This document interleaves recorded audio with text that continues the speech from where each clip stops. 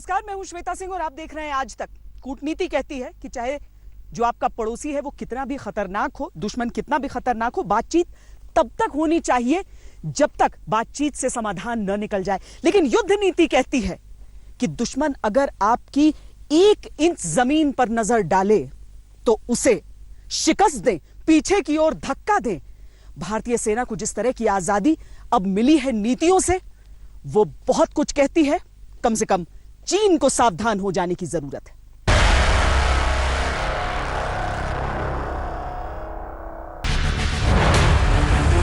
सरहद पर अपने हिस्से के जर्रे जर्रे की हिफाजत के लिए हिंदुस्तान के रणबांकुरे ऐसे ही गरज रहे हैं। पूर्वी लद्दाख में चीन को सबक सिखाने की खुली छूट सेना को मिल गई।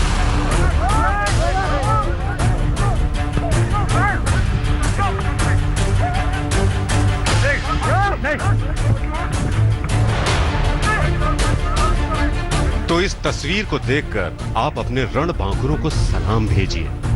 बहुत हद तक ये तस्वीर सिक्किम के पास सीमा की हो सकती है, जहां हमारे जांबाजों ने चीनी सैनिकों की हालत खराब कर दी।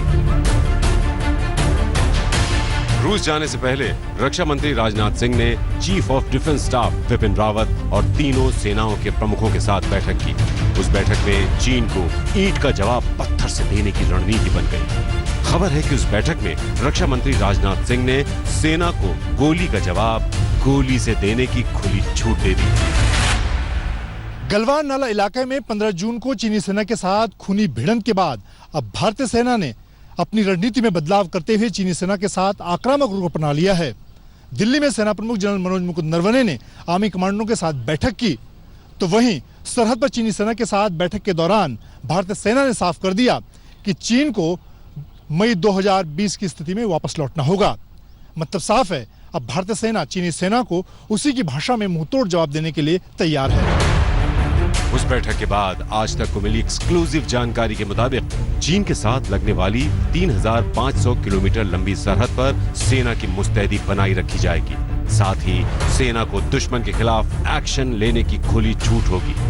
चीन के किसी भी आक्रामक रवैये का सेना मुंह तोड़ जवाब देगी। ग्राउंड जीरो के हालात के मुताबिक सेना खुद ही कोई भी फैसला करने के लिए स्वतंत्र है। चीन की मक्कारी देखिए कि पुराने समझौतों की दरो दीवार को गिरा देता है, लेकिन वो भूल जाता है कि भारत की ताकत की दीवार टूटने वाली नहीं है। In spite of unacceptable Chinese action after agreements reached during military talks and resultant loss of life, all efforts are underway to ensure that the current situation at LAC is resolved peacefully. But it should be very clear that we are well prepared. Galwan घाटी में patrolling point 14 पर चीन की नजर है। चीनी सेना LAC पर आर्टिलरी और टैंक्स के साथ मौजूद है, तो हमारी सेना करारा जवाब देने को मचल रही है। दूसरा मोर्चा पेंगोंगसो के पास बने फिंगर पॉइंट हैं, जिनमें फिंगर 4 पर चीन की धूर्त सेना के सामने हमारे जांबाज डटे हैं। इन तस्वीरों में साफ है कि भारतीय सेना बड़ी तत्परता से, चाहे उत्तर सिक्किम का नकुला हो या लद्दाख का गलवान, चीनी सेना के साथ लोहा ले रही है और चीनी सेना को निरंतर पीछे खदेड़ रही है। सेना में सूत्रों के मुताबिक एक चीज साफ है, सेना अब चीन को 1 इंच जमीन पर घुसपैठ करने की अनुमति नहीं दे सकती। तो आज तक आपको दिखा रहा है कि पेंगोंगसो झील पर हिंदुस्तान क्यों 1 इंच भी पीछे नहीं हट सकता। करीब 134 किलोमीटर लंबी पेंगोंगसो झील पूर्वी लद्दाख में बॉर्डर के पास भारत की सबसे बड़ी झील है। इसके उत्तर तरफ का इलाका चीन के पास है, जबकि दक्षिण तरफ का हिस्सा भारत के पास है। 19 अगस्त 2017 को भी इस झील पर दोनों देशों के सेनाओं के बीच झड़प हुई थी, लेकिन इस बार भारत ने चीन को ऐसा सबक सिखाने की ठान ली है कि उसकी आने वाली पीढ़ियां याद रखें। सेना को 500 करोड़ का इमरजेंसी फंड दिया जा रहा है, ताकि सेना कोई भी हथियार डिपार्टमेंट ऑफ मिलिट्री अफेयर्स की सलाह से खरीद सके। इस फंड का मकसद खरीद में देरी की मुश्किलों को खत्म करना है। इन पूरी तैयारियों के बावजूद भारत ने बातचीत का रास्ता छोड़ा नहीं है। सरहद पर तनाव के बीच चीन के नियंत्रण वाले हिस्से मोल्डो में दोनों सेनाओं की बातचीत हुई। भारतीय दल की अगुवाई लेफ्टिनेंट जनरल हरिंदर सिंह ने की, तो चीन की तरफ से शिनजियांग सैन्य जिले के चीफ मेजर जनरल लिू लिन आए। आज तक को मिली जानकारी के मुताबिक मुद्दा ये उठा कि गलवान जैसी घटना ना हो। नो मेंस लैंड से दोनों सेनाएं पीछे हटे और तनाव कम किया जाए। वैसे इन सब के बीच उम्मीद है कि आर्मी चीफ भी इस हफ्ते लद्दाख जाएंगे। हिंदुस्तान ने तय कर लिया है कि चीन अगर बात से मान जाए तो बात सही, नहीं तो फौजी घात भी हिंदुस्तान को आता है। लेह में श्वेता सिंह और गौरव सावंत के साथ मनजीत नेगी, दिल्ली आज तक।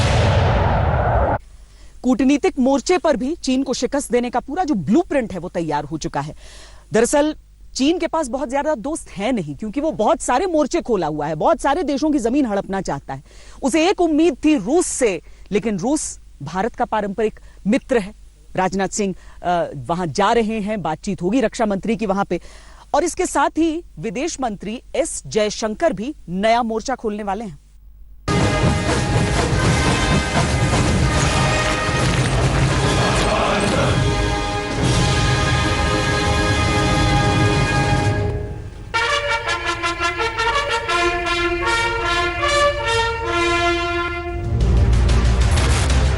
चीन ने सीमा पर तनाव दिया, अब उसे दबाव में लाने के लिए रक्षा मंत्री राजनाथ सिंह मॉस्को के लिए उड़ चले।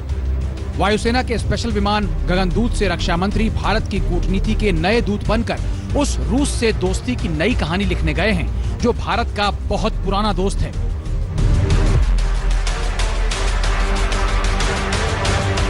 नाजी जर्मनी पर सोवियत संघ की जीत की 75वीं वर्षगांठ पर रक्षा मंत्री मंगलवार को विक्ट्री परेड में हिस्सा लेंगे, लेकिन उससे आगे इस यात्रा के बहुत मायने हैं। ये यात्रा और ये विजिट बहुत दिनों में पहले तय की गई थी, लेकिन हमारे रीसेंट अनुभव के बाद ये बड़ा आवश्यक है कि रूस की लीडरशिप में चीन और भारत एक दूसरे से बात करें और शायद इन कई बातों का खुलासा हो और एक समझदारी का रास्ता निकले। चीन को अंतर्राष्ट्रीय स्तर पर अलग थलग करने का ब्लूप्रिंट हिंदुस्तान ने तैयार कर लिया है। रूस से भारत की दोस्ती तो काफी पुरानी है, लेकिन इस बीच चीन ने भी रूस की तरफ अपनी दोस्ती का पासा फेंका। अब भारत के रूस की तरफ बढ़ी पुरानी दोस्ती के रिन्यूअल वाले कदम ड्रैगन को परेशान कर रहे हैं। पूर्वी लद्दाख में चीनी सेना के साथ बढ़ते सैन्य तनाव के बीच रक्षा मंत्री की रूस यात्रा कई मायनों में अहम है। खासतौर से इस वक्त चीन के मुकाबले में लेह में तैनात लड़ाकू विमान सुखोई और T-90 जैसे टैंकों के जरूरी कलपुर्जों के साथ ही सेना को दूसरे सैन्य साजो सामान की भी जरूरत है। ऐसे में भारत उम्मीद कर रहा है कि रूस एक पुराना मित्र होने के नाते इस मुश्किल समय में भारत का साथ देगा। रक्षा मंत्री राजनाथ सिंह वहां रूस ही नहीं बल्कि दूसरे देशों के नेताओं से भी मिलेंगे, बस चीन के नेताओं को छोड़कर। लद्दाख में चीन ने जो किया है उसका खामियाजा उसे अंतर्राष्ट्रीय फोरम पर भी भुगतना पड़ सकता है। ये चीन की कूटनीतिक विफलता साबित होगी। मॉस्को के दौरे में राजनाथ सिंह चीन से मुलाकात नहीं करेंगे। इससे भारत एक मैसेज चीन को देना चाह रहा है कि भारत और चीन के बीच जो द्विपक्षीय डिप्लोमेटिक संबंध हैं वो तब तक पटरी पर नहीं आएंगे जब तक चीन कोई ऐसा कदम नहीं उठाता जिससे भारत में विश्वास बढ़ेगा कि चीन भी ये जो संबंध है द्विपक्षीय संबंधों में बेहतरी चाहता है। कूटनीतिक मोर्चे पर चीन को एक झटका अगर रूस की राजधानी मॉस्को में लगने जा रहा है तो दूसरा झटका भी मंगलवार को ही लगने वाला है। रक्षा मंत्री राजनाथ सिंह मॉस्को में चीन को घेरेंगे तो नई दिल्ली से ही एक कूटनीतिक दांव विदेश मंत्री एस जयशंकर चलेंगे।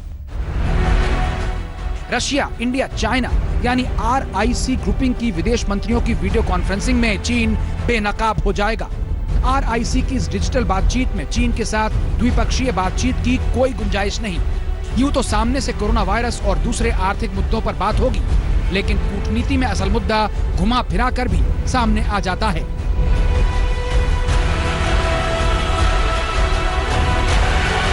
चीन को दूसरे स्तर पर विदेश मंत्रियों की बातचीत में घेरा जाएगा तो तीसरा और आखिरी मोर्चा सितंबर में खुलेगा जब G7 का विस्तार होगा। खुद प्रधानमंत्री नरेंद्र मोदी G7 की उस बैठक में हिस्सा लेने जाएंगे जो दुनिया की सबसे ताकतवर लीग है और जो G7 से हो जाएगा G10। भारत की ताकत का अंदाजा आप इस बात से लगा सकते हैं कि ये न्योता खुद अमेरिका के राष्ट्रपति डोनाल्ड ट्रंप ने दिया था। अमेरिका इस ग्रुप का विस्तार चाहता है जिसमें भारत के आने से चीन तिल मिलाया हुआ है। भारत के अलावा ऑस्ट्रेलिया और दक्षिण कोरिया को भी शामिल किया जाएगा। पहले से ही इसमें Canada, France, Germany, Italy, Japan, Britain और अमेरिका शामिल हैं। पहले G7 को G11 बनाने की तैयारी थी, लेकिन रूस के इंकार के बाद G10 बनाने पर मुहर लगी। चीन तो पहले दिन से भन्नाया हुआ है। उसने भारत को रोकने की कोशिश भी की, लेकिन भारत की कूटनीति में आई आक्रामकता चीन की सारी चालों के दरवाजे तोड़ती जा रही है। गीता मोहन के साथ मंजीत नेगी, दिल्ली आज तक। चीन को जमीन पर शिकस्त देने की तैयारी है, चीन को कूटनीतिक मोर्चे पर शिकस्त देने की तैयारी है, लेकिन इसके साथ ही समुंदर, भले ही सीमाओं पर वैसा कोई मुकाबला न हो, लेकिन समुंदर में भी हम ऐसी साठगांठ कर रहे हैं जो चीन को सबक सिखाने के लिए काफी है। दक्षिण चीन सागर में जो कुछ चीन कर रहा है, उसके खिलाफ भारत क्या कर सकता है, यह दिलचस्प रिपोर्ट देखिए।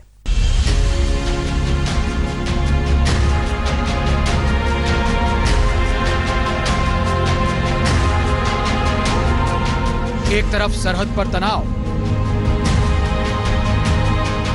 दूसरी तरफ दक्षिण चीन सागर में चीन की दादागिरी।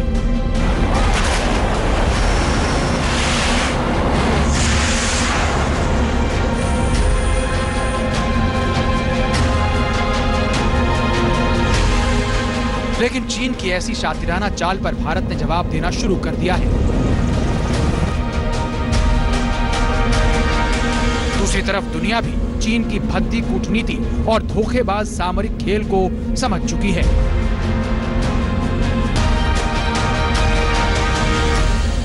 PLA has escalated border tensions. We see them today in India, the world's most populous democracy.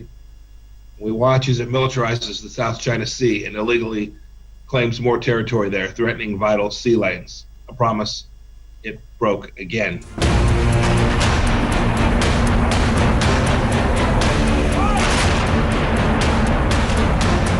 जिस दक्षिण चीन सागर में चीन अपनी दादागिरी दिखाता रहा है, अब वहीं पर उसको घेरने की तैयारी हो रही है।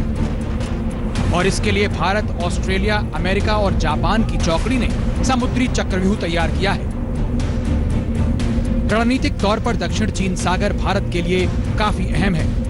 भारत के लिए ये पारंपरिक रूट रहा है। दूसरी तरफ चीन की विस्तारवादी नीति से उसके पड़ोसी मुल्क ही बेहद परेशान है।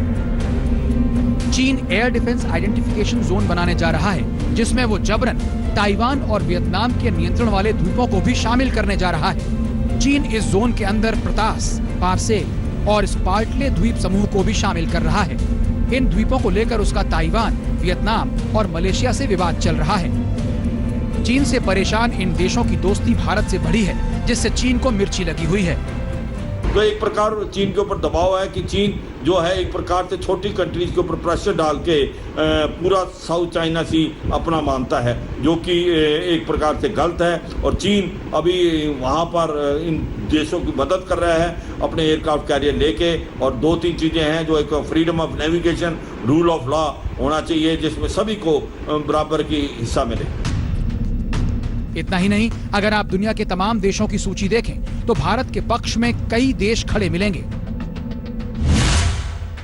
1998 में भारत के परमाणु विस्फोट के समय फ्रांस ने साथ दिया। 1971 और करगिल युद्ध में इजराइल भारत के साथ रहा। 1962 के चीनी युद्ध के समय ऑस्ट्रेलिया ने भारत का समर्थन किया था। यूरोप में जर्मनी से ब्रिटेन तक भारत के साथ हैं। अमेरिका तो हर कदम पर साथ देने की बात करता है। और रूस से दोस्ती की नई इबारत लिखने रक्षा मंत्री राजनाथ सिंह खुद गए हैं। दूसरी तरफ चीन के साथ बस 2 देश दिखते हैं, एक पाकिस्तान और दूसरा उत्तर कोरिया, और दोनों की कोई अंतर्राष्ट्रीय पहचान और वजूद नहीं है। दिल्ली में गीता मोहन के साथ आज तक ब्यूरो। जिस जगह पर हम मौजूद हैं, ये गवाह है 1962 की जंग का, क्योंकि जब चीन ने विश्वासघात किया था तो इस इलाके ने सबसे अधिक झेला था। लद्दाख ने बहुत कुछ देखा था। अब बहुत सारे ऐसे पूर्व सैनिक हैं जिन्होंने 1962 के युद्ध में हिस्सा लिया था। भले ही आपके मन में या किसी और के मन में हल्की सी भी एक आशंका आती हो कि 1962 का युद्ध क्यों भारत जीत नहीं पाया, लेकिन इन सैनिकों के मन में किसी भी तरह की आशंका नहीं है। ये कहते हैं हम बहादुरी से लड़े, ये कहते हैं कि अगर आज की तारीख में जो साजो सामान है, जो हथियार हैं, वो हमारे हाथों में होते तो चीन को ऐसी शिकस्त देते कि वो भूलता नहीं। वो आज भी याद करते हैं हिंदी चीनी भाई भाई के वो नारे जो शिकस्त की सबसे बड़ी कारण बना था। जो अभी बोल रहा है ना गलवान नाला, उस साइड से गया था डीबीयू छुट्टी जाने के लिए। वहाँ जो जट रेजिमेंट लाया वहाँ पठानकोट से, तो वो लोग बोला हम 24 घंटा हम रुकेगा उनको। रात के 1 बजे उनका फेयरिंग हो गया, तो उनको गेट के लिए मेरे को भेजा। जब मैं गया जहाँ पोस्ट पर जाना था, वो पोस्ट कब्जा था उनका चेन्नई का, मतलब धुआं कोई दिखाई नहीं दे रहा। तो फिर मैंने पूरे को रुकाया। ये जो पीछे जो टेक जंक्शन बोलता है, उससे थोड़ा आगे जाके वो पोस्ट से पीछे, वहाँ टिगरी पर कोई चाइना का नहीं था। फिर भी हम लोग वहाँ चढ़ाया है ना। एक कैप्टन था, वो बोला ऊपर चढ़ जाओ, तो वहाँ कोई फैर करने का कोई नहीं, चारों तरफ से उन्हें घेर लिया, तो हम लोग थोड़ा पीछे हटना पड़ा टेक जंक्शन में। प्लेन्स से जो आते थे, आप लोग तो लद्दाख के थे, तो आप लोग को तो आदत थी इस ठंड की, लेकिन वो जो आते थे उनके लिए क्या ये काफी था उस ठंड से लड़ने के लिए? उनके लिए इतना काफी नहीं था, क्योंकि वहाँ पठानकोट से डायरेक्ट डीबीयू वहाँ उतार के चलना है फिरने में। फिर भी वो लोग ने इतना हिम्मत बोला, जहाज रेजिमेंट ने, हमने 24 घंटा रुकेगा।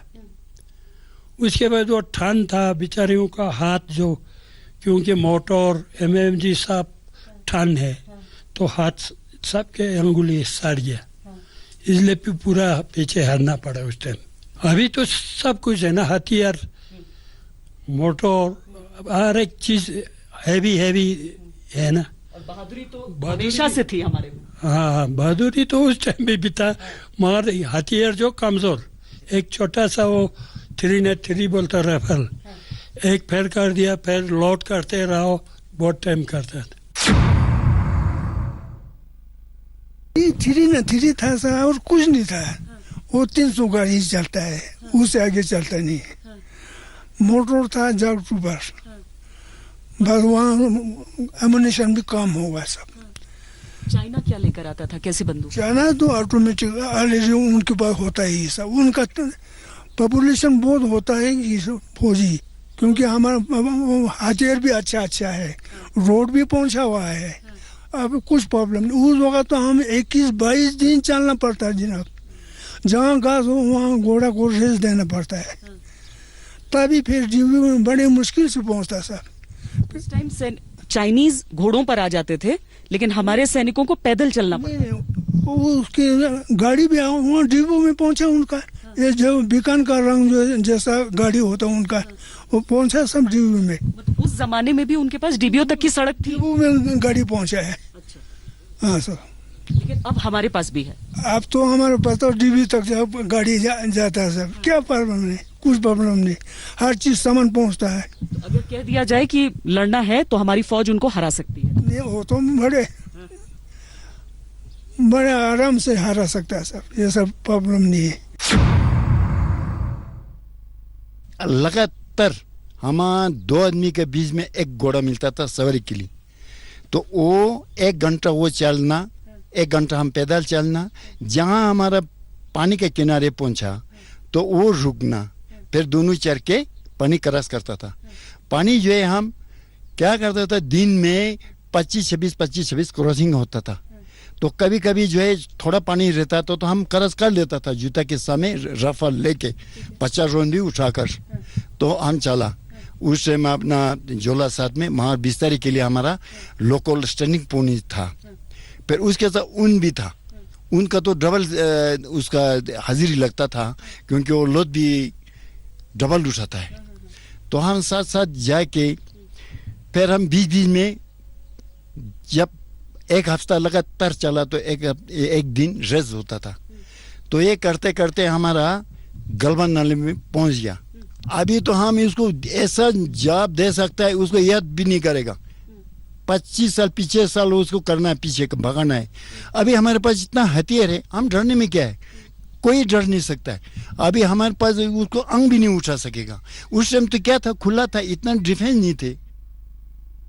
चीन लोकतंत्र नहीं है, उसे मालूम नहीं कि किस तरीके से अलग अलग विचारधाराएं हो सकती हैं। हिंदुस्तान में इसकी आजादी है, राजनीतिक विचारधाराएं अलग अलग भी हों, देश के लिए सबकी सोच अलग अलग भी हो, लेकिन उसका लक्ष्य एक होता है, देश की बेहतरी।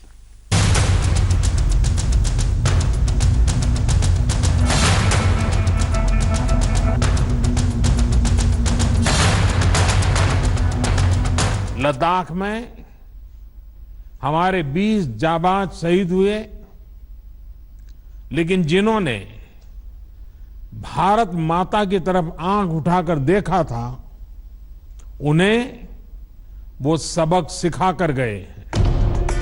चीन को सबक सिखाने के मुद्दे पर पूरा देश एक सुर में बोलने लगा।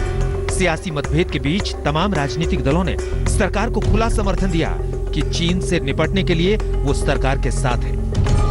एनसीपी के शरद पवार, बीएसपी की मायावती, वाईएसआर कांग्रेस के अध्यक्ष और आंध्र प्रदेश के मुख्यमंत्री जगन मोहन रेड्डी, टीएसआर के अध्यक्ष और तेलंगाना के मुख्यमंत्री के चंद्रशेखर राव, मेघालय के मुख्यमंत्री के संगमा और सिक्किम के मुख्यमंत्री प्रेम सिंह तमांगा ने सरकार का समर्थन किया। वायरस के खिलाफ हमारे डॉक्टर, हमारे नर्स, ये सब युद्ध लड़ रहे हैं और बॉर्डर के ऊपर हमारे सैनिक युद्ध लड़ रहे हैं। आज पूरा देश हमारे डॉक्टर्स के साथ एक तरफ खड़ा है और हमारे दूसरी तरफ हमारे सैनिकों के साथ खड़ा है, और इन दोनों युद्धों को हमें पूरे देश को मिलकर लड़ना है। इसमें बिल्कुल राजनीति नहीं होनी चाहिए, इसमें कोई पार्टीबाजी नहीं, कोई गुटबाजी नहीं। सारे देश को एक होके कोरोना के खिलाफ भी युद्ध लड़ना है और चाइना के खिलाफ भी हमें युद्ध लड़ना है।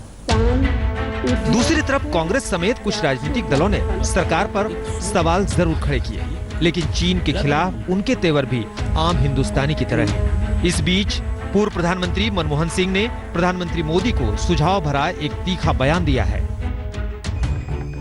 चीन ने अप्रैल 2020 से लेकर आज तक भारतीय सीमा में गलवान वैली और पेंगोंग त्सो में अनेकों बार जबरन घुसपैठ की है। हम ना तो उनकी धमकियों और दबाव के सामने झुकेंगे और न ही अपनी भूभागीय अखंडता से कोई समझौता स्वीकार करेंगे।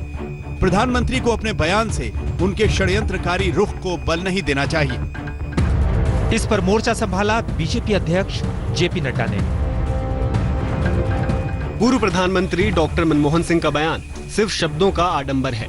कांग्रेस के बड़े नेताओं के आचरण और कदम ऐसे हैं, कोई भारतीय उन पर यकीन नहीं करेगा। याद रखिए, ये वही कांग्रेस है जो हमेशा सैन्य बलों पर सवाल खड़े करती रही है और उनका मनोबल गिराती रही है। लेकिन इन राजनीतिक वार पलटवार के बीच पूरे देश के सीने में यही जज्बात सुलग रहा है कि अब की बार चीन को कौड़ी का 3 बना देना है। आज तक ब्यूरो। आर्थिक मोर्चे पर हो रही है चीन की कैसी घेराबंदी, दिखाएंगे इस ब्रेक के बाद। आप देखते रहिए आज तक। सीधे लद्दाख से हमारी ये खास पेशकश आप देख रहे हैं, जहां पर सैन्य नीति, कूटनीति से किस तरीके से चीन को हम घेरेंगे, वो सारी जानकारी हम आपको दे रहे हैं। अब बात जरा आर्थिक कर लेते हैं, क्योंकि चीन उसी बाजार के दम पर पूरी दुनिया में हुंकार भरता है, लेकिन भारत में तो जनता ही उठ खड़ी हुई है चीन को सबक सिखाने के लिए।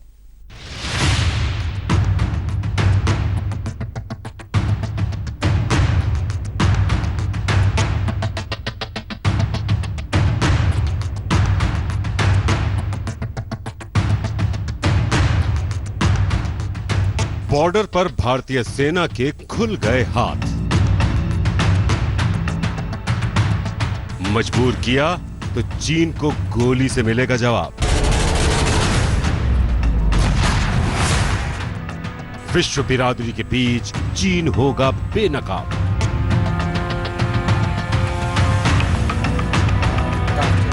चीन पर इससे भी भयंकर होगा तीसरा प्रहार। चीन के अरबों डॉलर के व्यापार का बहिष्कार।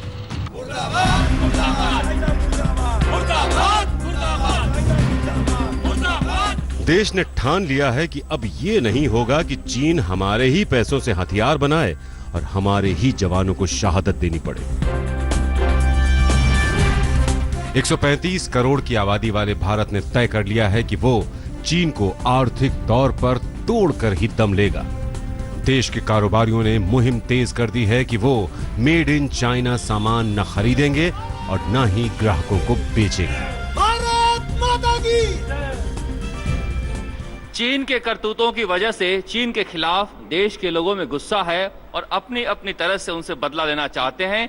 ये जयपुर व्यापार मंडल के पदाधिकारी हैं, सभी जयपुर व्यापार मंडल के, जो कि तय किया है जिन्होंने कि चीन के सामानों का बहिष्कार करेंगे, चीन के सामान नहीं बेचेंगे और नहीं किसी को बेचने देंगे। तो आज के दिन हमने जयपुर के लोगों को नहीं, राजस्थान के लोगों ने, पूरे देश के लोगों को जयपुर से आह्वान किया है कि इस चीन के सामान का बहिष्कार करें, क्योंकि दुश्मन के पास ज्यादा पैसा जाएगा तो वो हमारे फौजियों को मारेगा।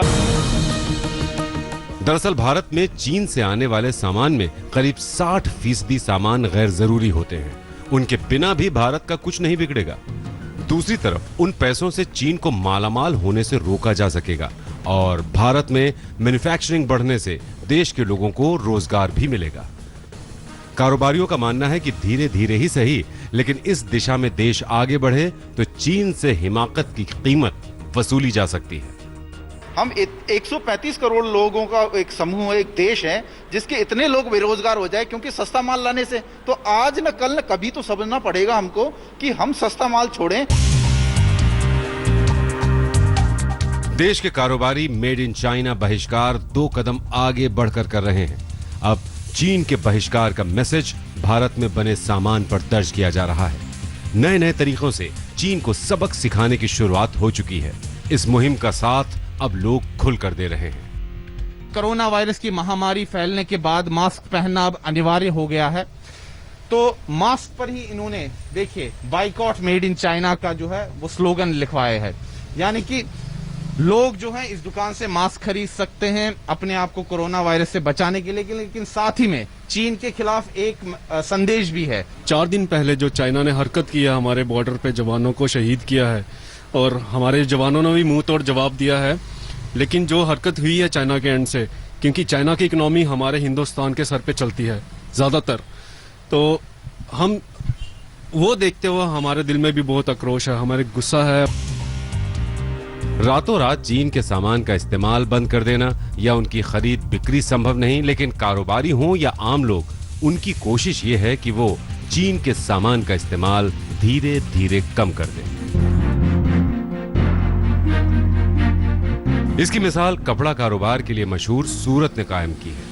यहाँ के कारोबारी 10 साल पहले जहाँ 5 करोड़ मीटर चाइना सिल्क मंगवाया करते थे, वहीं आज उन्होंने इसे धीरे धीरे कम करते हुए 10 लाख मीटर कर दिया है। चाइना सिल्क की जगह अब देश में उससे सस्ता और अच्छा सिल्क बन रहा है। जब स्टार्ट किए थे उसमें ज्यादा से ज्यादा 10 लाख मीटर कपड़ा बनता होगा, अभी मिनिमम तो कम से कम 10 करोड़ मीटर कपड़ा बनता है, जो नेचुरल फैब्रिक्स विस्कोस बेम्बर में जो हम लोग प्योर सिल्क के सामने जो हमने दिया, और जो प्योर सिल्क से अच्छा है रेट वाइज उससे भी आधा से कम है। इस बीच Confederation of All India Traders यानी CAIT ने भी चीनी उत्पाद के खिलाफ सख्त कदम उठाए हैं। कॉन्फेडरेशन ने बाइकॉट के लिए 500 चीनी उत्पादों की सूची जारी की है। इसका मकसद दिसंबर 2021 तक चीन के सामान का $13 अरब का आयात कम करना है। CAIT ने कई फिल्मी हस्तियों और खेल जगत के सितारों से अपील की है कि वो चीनी उत्पादों का विज्ञापन करना बंद कर दें। सरहद पर चीन को हमारे जवानों ने सबक सिखाया है और आगे भी मुंहतोड़ जवाब देते रहेंगे। अब चीन के खिलाफ कारोबार युद्ध में देश के कारोबारी और आम हिंदुस्तानियों ने मोर्चा संभाला है। बाजार पर बड़ी चोट लगी तो चीन तिलमिला जाएगा। जयपुर में शरद कुमार, जम्मू में सुनील जी भट्ट और सूरत में संजय राठौड़ के साथ पंकज जैन, दिल्ली आज तक। बॉर्डर पर जो गुस्ताखी चीन ने की है उसकी कीमत भारत सरकार ने वसूलने की शुरुआत कर दी है। आर्थिक तौर पर भारत की तरफ से क्या किया जा रहा है वो हम आपको बताते हैं। दरअसल दवाइयों के अलावा बाकी जितनी चीजों का आयात किया जाता है चीन से, उन सब पर ड्यूटी बढ़ा दी गई है और यह भी ध्यान दिया जा रहा है कि कहीं किसी दूसरे देश के रास्ते से चीन के सामान भारत के बाजार में न पहुंच जाए।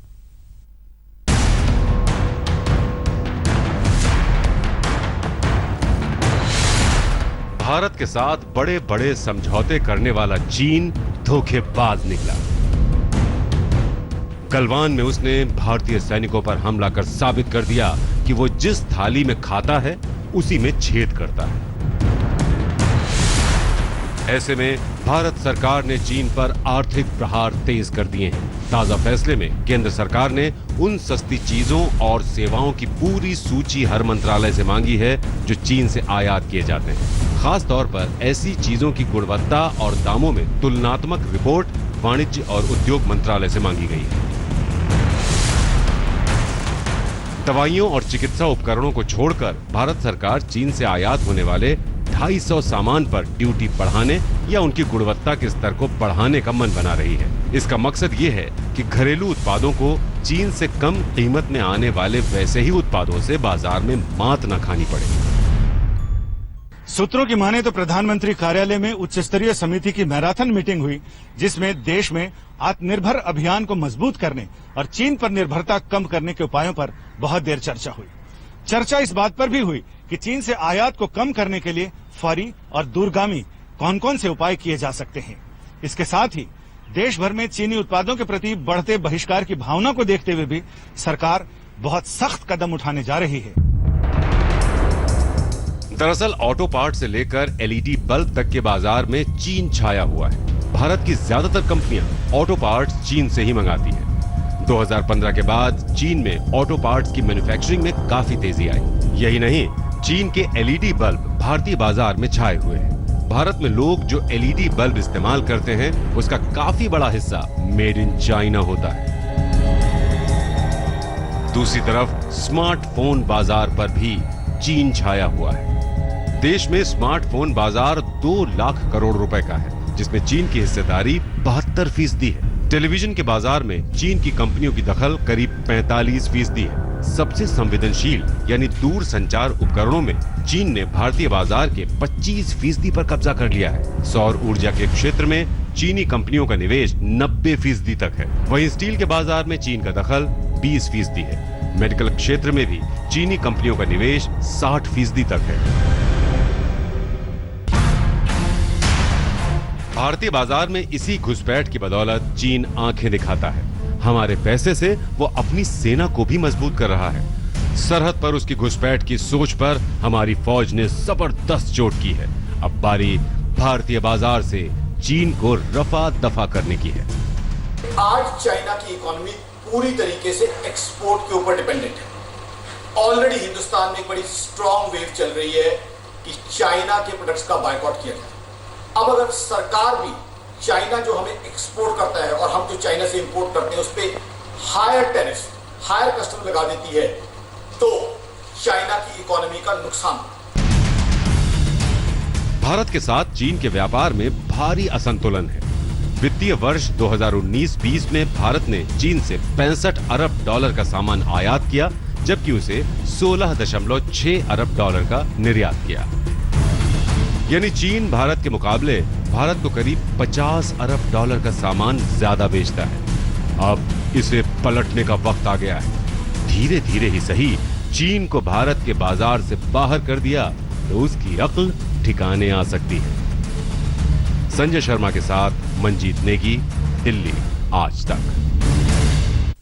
बताइए, इन बर्फीली दुर्गम चोटियों पर हमारे जो सैनिक हैं वो दिन रात मुस्तैदी से लगे हुए। किस हिंदुस्तानी का खून नहीं खौलेगा? सिर्फ केंद्र सरकार नहीं, महाराष्ट्र और मध्य प्रदेश की तरफ से भी कदम उठाए गए हैं।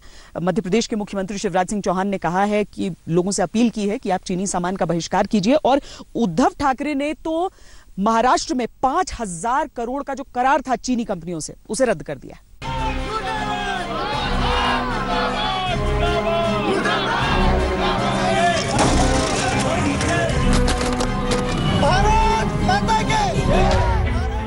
चीनी सामान के बहिष्कार का शोर राजनीति के गलियारे में भी हलचल मचाने लगा है। लोगों की नब्ज का ख्याल सरकारों को भी है और चीन के खिलाफ लोगों के गुस्से को वो अनदेखा नहीं कर सकती। लिहाजा मध्य प्रदेश के मुख्यमंत्री शिवराज सिंह चौहान ने खुले तौर पर राज्य के लोगों से चीन के सामान का बहिष्कार करने की अपील की है। चीन में बने हुए सभी सामानों का बहिष्कार करें। हमारी सेना भी चीन को जवाब देगी लेकिन हम आर्थिक रूप से भी उसको तोड़ेंगे। और इसलिए सभी प्रदेशवासियों से विनम्र अपील है कि देशभक्ति के भाव से भरकर, जैसा हमारे यशस्वी प्रधानमंत्री श्रीमान नरेंद्र मोदी जी ने कहा है, स्वदेशी अपनाएं, चीनी सामानों का बहिष्कार करें। इससे पहले बीजेपी नेता राम माधव ने आज तक के खास कार्यक्रम सुरक्षा सभा में कहा था कि चीनी सामान के बहिष्कार में सरकार की भूमिका नहीं बल्कि लोगों की भूमिका ज्यादा है। लोगों में ही चीन के प्रति एक डिसलाइकिंग बढ़ रहा है। मैं हेटरेट शब्द प्रयोग नहीं करूंगा, डिसलाइकिंग बढ़ रहा है। सरकार का जहां तक प्रश्न है, हमने आत्मनिर्भरता की बात की है, आत्मनिर्भरता अपने पैरों पर खड़ा होने की बात है, उस पर हम अडिग है। भारत का अर्थव्यवस्था आत्मनिर्भर बनना चाहिए। उधर महाराष्ट्र में भी चीन के खिलाफ आक्रोश बढ़ा तो उद्धव सरकार ने चीन के साथ किए गए 3 बड़े करार फिलहाल ठंडे बस्ते में डाल दिए। पिछले हफ्ते ही महाराष्ट्र सरकार ने मैग्नेटिक महाराष्ट्र 2.0 के तहत चीन की 3 कंपनियों के साथ में MOU साइन किया था, जिसके तहत महाराष्ट्र में ये कंपनियां 5,000 करोड़ से ज्यादा का निवेश करने वाली थी। लेकिन सीमा पर चीन के साथ बढ़ते हुए तनाव को लेकर महाराष्ट्र सरकार ने अब ये फैसला लिया है कि इन MOU को जैसे थे स्थिति में रखा जाएगा, यानी इस पर आगे अब कोई भी कार्रवाई नहीं होगी। पिछले हफ्ते महाराष्ट्र सरकार ने चीन की 3 कंपनियों के साथ MOU साइन किया था। कुल मिलाकर ये 5,000 करोड़ रुपए का करार था। तीनों कंपनियां पुणे के तालेगांव में ये निवेश करने वाली थी, लेकिन उद्धव सरकार ने चीन की हिमाकत को देखते हुए इन पर यथास्थिति बनाए रखने का फैसला किया है।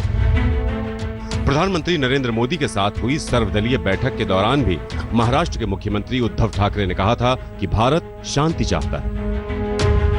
इससे पहले भारतीय रेलवे ने चीनी कंपनी के साथ 471 करोड़ के प्रोजेक्ट का कॉन्ट्रैक्ट रद्द कर दिया था।